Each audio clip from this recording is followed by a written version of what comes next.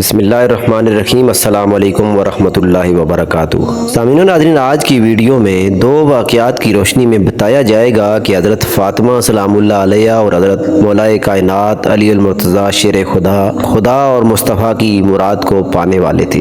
لیکن اس سے پہلے آپ سے یہ ضرور گزارش کی جائے گی کہ اگر آپ ہمارے چینل پر نئے ہیں تو چینل کو سبسکرائب کر دیں، بیل آئیکن کو پریس کر دیں تاکہ ہر نئی آنے والی ویڈیو آپ تک پہنچ سکے۔ اللہ تعالیٰ نے حضور علیہ الصلوۃ والسلام کو معراج کی رات ایک جبہ تحفے کے طور پر دیا۔ حضور علیہ الصلوۃ والسلام نے وہ جبہ اپنے صحابہ کرام کے سامنے رکھا اور فرمایا کہ یہ جبہ میں اس کو دوں گا جو اللہ تعالیٰ کی مراد تک پہنچے گا۔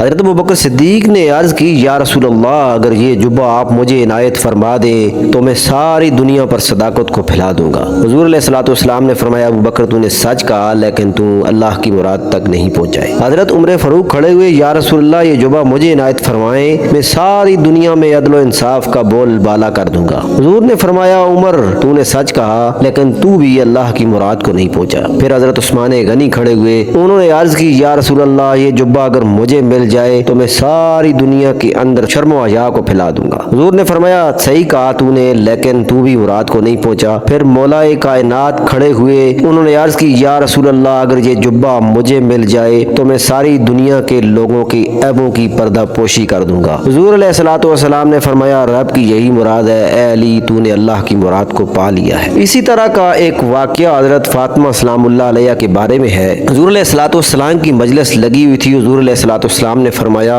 کہ سب سے بہترین عورت کون سی ہے؟ صحابہ کرام نے مختلف جوابات دیے۔ ایک صحابی نے کہا کہ یا رسول اللہ، جو سب سے زیادہ نماز پڑھنے والی ہو وہ بہترین عورت ہے۔ حضور علیہ الصلوۃ والسلام نے فرمایا کہ بات ٹھیک ہے، لیکن یہ مراد نہیں ہے۔ پھر ایک صحابی نے عرض کی، یا رسول اللہ، جو سب سے زیادہ ذکر کرنے والی ہو۔ ایک صحابی نے کہا، یا رسول اللہ، جو زیادہ شرم و حیا کی پیکر ہو وہ سب سے بہترین عورت ہے۔ حضور نے سب سے فرمایا کہ تم اللہ کی مراد کو نہیں پہنچے۔ حضرت مولا کائنات وہاں پہ بیٹھے ہوئے تھے، وہ آہستہ سے اٹھ کے چلے گئے اور حضرت فاطمہ کے پاس گئے۔ انہیں کہا کہ حضور علیہ الصلوۃ والسلام نے فرمایا ہے کہ سب سے بہترین عورت کون سی ہے؟ حضرت فاطمہ سلام اللہ علیہ نے فرمایا کہ اے علی، سب سے بہترین عورت وہ ہے جس کی نظر کبھی غیر محرم پر نہ پڑی ہو اور غیر محرم کی نظر اس عورت پر نہ پڑی ہو، وہ بہترین عورت ہے۔ حضرت مولا کائنات دوبارہ حضور کی بارگاہ میں آئے۔ حضور علیہ الصلوۃ والسلام نے وہ سوال پوچھا تو حضرت مولا کائنات نے کھڑے ہو کر عرض کی، یا رسول اللہ، بہترین عورت وہ ہے